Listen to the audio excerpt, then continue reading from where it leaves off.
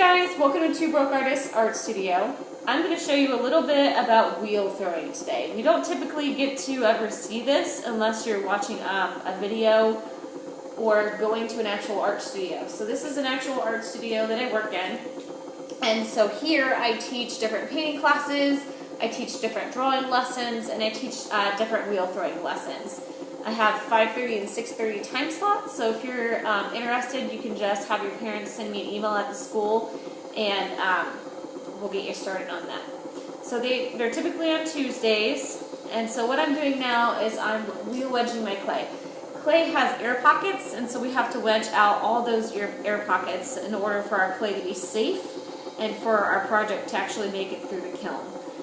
Air is going to find any way to escape, and what happens is when you have an air pocket, there's little water molecules that form on the inside, and what happens with a kettle on the stove is it starts to steam. Well, that water in that air pocket is going to turn into steam, and it's going to find any means of escape, and that means popping your project apart. So that's why wedging is so important. So I'm going to wedge this a couple times, and then I'm going to center it. So here's wedging, push up, push down, squeeze it. I'm slowly sliding my hands up. My hands are always going to be wet, so you're going to see me back and forth between the water bowl and my project.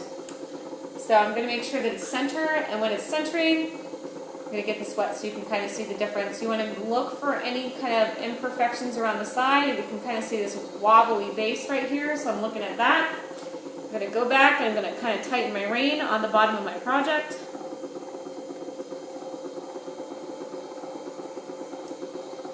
If your project is not center, you'll end up with thicker walls, or it could actually fly off the wheel. It just depends on how uncenter it is.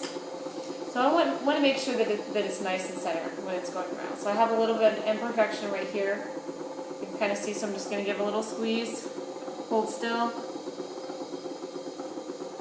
And I actually tend to hold my breath. Not really a good habit. Now that I can tell that it's pretty center, what I'm going to do is, it's actually a little thing bugging me. I'm going to go ahead and find where the middle of this is going to be. So I'm going to slide my finger, hold in the middle, make a little indent, and then I'm going to go all the way down. But not all the way, because then it would be a donut and not a pot. I'm going to slide my thumbs in, spread them out at the same time. Alright. So right now I have a hole in here, and I'm going to be working on my inside-outside. So I'm going to be developing that. Inside-outside hands. My hands are always touching each other. Slowly coming up the wall of my clay, connecting my hands. One set of fingers on the inside, one set on the outside, directly across from each other, and slowly coming up my pot. So all things made with clay begin with a cylinder form. So I typically have kids just start coming up. That's the most important direction. You can't have a big project if you don't go up.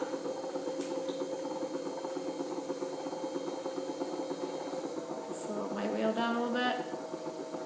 As I get taller, I have to be more, careful about how tall I get versus how fast I'm getting. It's all physics, so force equals gravity and all that jazz. So my force has to be the same on the inside and the outside of the pot for this to work, and at the same time, it is also bringing the clay up each ring. So if you think about it as it's like a giant, almost like a giant screw. So each line kind of comes up slowly. So it twists. It has those rings in it that come all the way up. And that clay, as it's turning around, comes all the way to the top. So what I'm going to do is I'm going to start shaping this into a mug.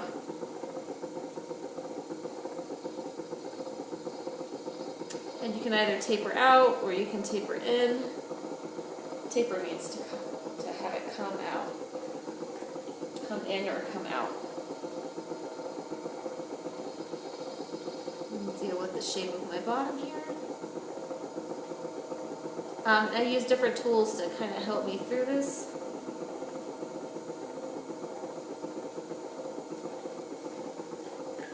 I have a sponge to suck out the water on the inside. And I have a wooden knife here. It's not really sharp, it's just a nice little wooden tool to help me trim up my outside. So this guy helps me take off all the extra clay around the base and helps me actually shape it and form it into like mugs that you think about that you have at home. So all the extra clay curling off there. I want to make sure that the foot of my mug is even in thickness, and it had a little bit of a thick spot there, so I'm just going to take that away. It does look a little loppy on here. They always tend to look really nice though when you take them off.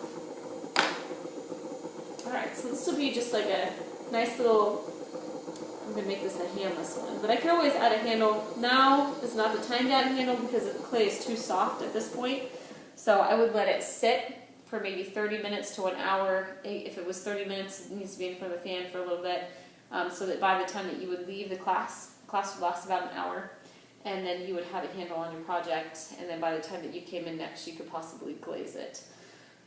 So that's pretty much it. You guys will have to let me know if you have any questions, and maybe I'll have to keep you updated with stuff that's happening around the studio. Give you a quick tour of the room. We'll wipe off my hands, get all my messy clay off.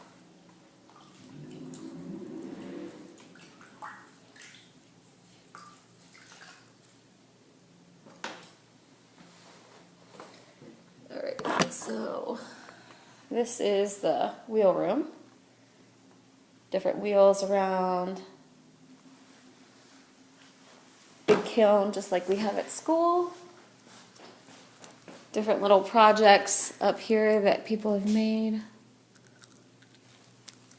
Mrs. Vasquez has actually been in here a couple of times. So, my class today, do you see these little turkeys? We made these turkeys and glazed them. It was super fun. We have decided that we're doing gingerbread houses next, so I'm really excited, and I can't wait to show you guys those. We'll see you later. Bye.